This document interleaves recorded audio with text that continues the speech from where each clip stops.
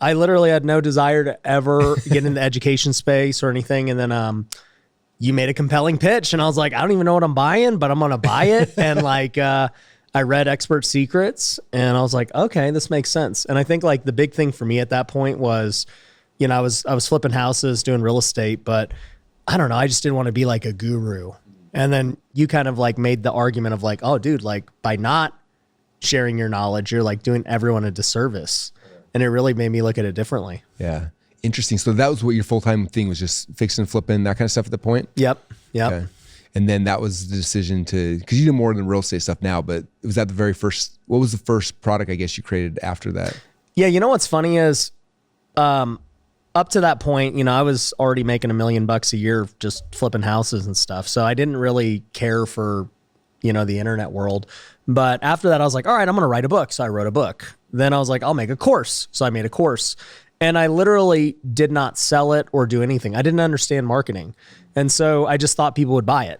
Yeah. Why aren't they buying my stuff? stuff? Yeah, I'm like, so why do I not sell? So I literally didn't sell like any courses. I sold one the first year. And I was like, man, this you just sucks. sold one. Just one, literally. I sold one digital course. And this was 2018, right after, you know, and I took action quick. I read the book. I'm like, okay. And I wrote my book within like 2 months. Oh, wow. And then I made the course based off the book. And like, I was following all the steps, but I didn't follow the step about like actually marketing it and doing webinars. I didn't want to do any of it. I'm just like, people should buy it. It's so good. And then no one did. So I kind of... How'd you sell the one though? I just posted on Instagram and someone bought it. Yeah, and that was it. And I didn't have a following at the time. So, you know, long story short, like 2 years pass, I don't really do much in education, but I'm still just doing real estate. And then it wasn't until I got on social media organically that education really actually started to take off. And then I'm like, oh, okay, I understand. Like, I got to market, you got to get traffic, you got to have a landing page. Oh, I don't even have a VSL. I don't have any of this stuff. My offer sucks. Then you start putting them all together. Yeah. And I'm like, okay, I get how this works now. Yeah. Now you're in the game. So you sold your first course. Yeah. It was great. by chance. At least you sold one. A lot of people never, you know. Yeah. So at least you had like the proof of concept, like someone paid for this. But you, because you're right now, do you guys run paid ads? You 100% social? We do now. Okay. Last time you weren't quite there or doing much of that. So yeah. You know, so it's interesting, right? Like I had really not much success in the education space my first couple of years. Then I started making YouTube videos, TikToks, everything during COVID. And, you know, it goes from basically like zero to we almost did $1 million just organically. And I'm like, oh, this is cool. Like that's a lot of money. You know, it's like pure profit. Then the second year we did 3.5 mil, like pure organically. And I'm like, wow, this is like a really good business. You know, like the profit margins are crazy. And then the third year we did $10 million and very little paid ads. I mean, I don't even remember the numbers, but maybe $1 million max. And, you know, so you can do the math. It was a lot of money. And, you know, from there, I just kind of realized like, oh, okay, like you kind of stall out organically, even if you're super good.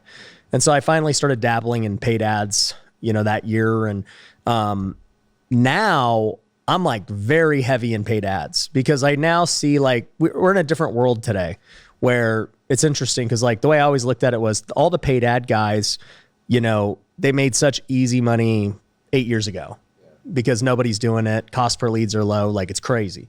Now, you know, your customer acquisition cost is so high. How do you become profitable and all these things?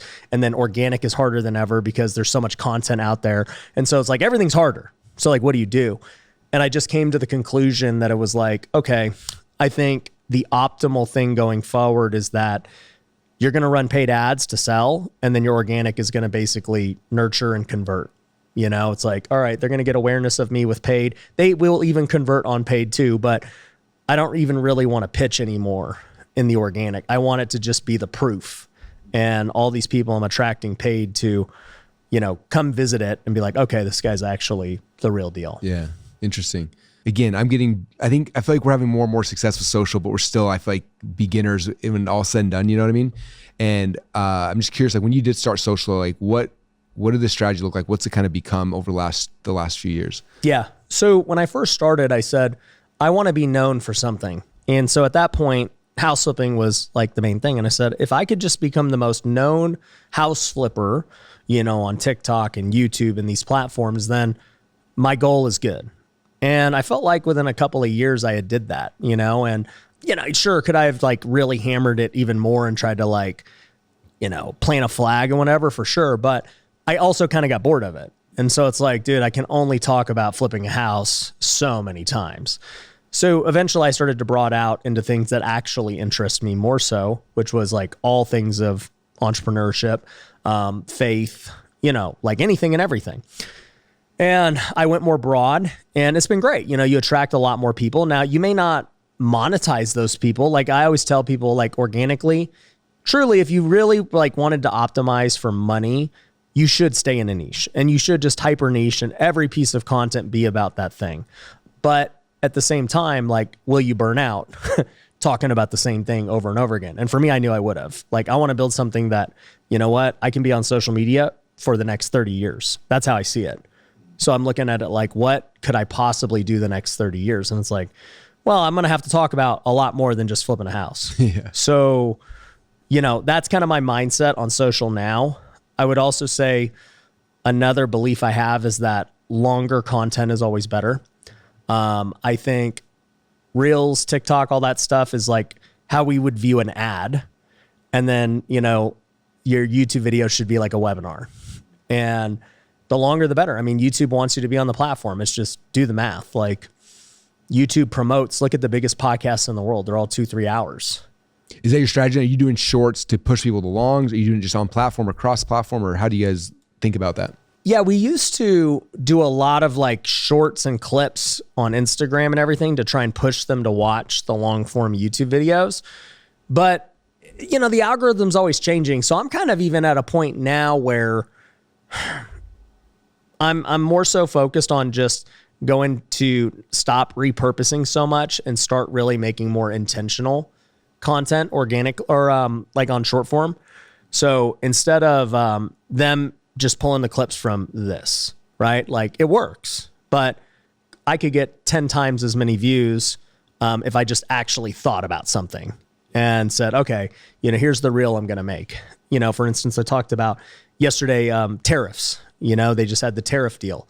And it's like, by just being intentional, that video gets 10 times as many views as something else because I'm just actually thinking about it. So I would say that I would more so, instead of trying to push them to long form that way, I would more so focus on just making great content for the platform and then expect that that platform is going to have its audience who likes that platform, and they're going to the algorithms are getting so good, they're going to recommend you to other people. So it's like you said, like we met and then you started just getting recommended my stuff. And it's like, that's how it's just going to keep getting better. So I don't know that there needs to be as much cross promotion as before. Yeah. I think what you're really good at too, like you said, the tariff one, right? Like you're paying attention to what's happening social, or like, you know, people are talking about in the market. Like I remember you posted this whole video and I was like, oh, it was a great video, but also it was very much trying to explain. Yeah, it's controversial. You know, controversial, trying to explain the you know, how this has been happening for so long and why and everything like that. But are you looking for those things, like just waiting for what's happening every single day, or just waiting for the right opportunity where you've got something to comment on, or how do you do that? I should do that way more. So that's actually like what I'm having the team focus on, is like, because I don't watch the news. Yeah. So like, I'm like, guys, subscribe. Bring me good stuff. Yeah, I'm like, subscribe to freaking Morning Brew and every news, pop culture, economics thing you can. And then let's, you know, come to me. I mean, look, it literally takes 1 minute for you to bring me a piece of news, react to it, and then you guys could go make the video in an hour. And like, that could get hundreds of thousands of views. Why would we not do it? Versus, like, think about it from a time efficiency standpoint. They got to sit through this hour podcast anyway and look for a clip. Like, it's harder to find a clip on this podcast than it is to come up with a topic. And then make one right then, yeah. And coming up with the topic will get way more views. And it took me years to realize this because I've just been having them do this because it's easier for me.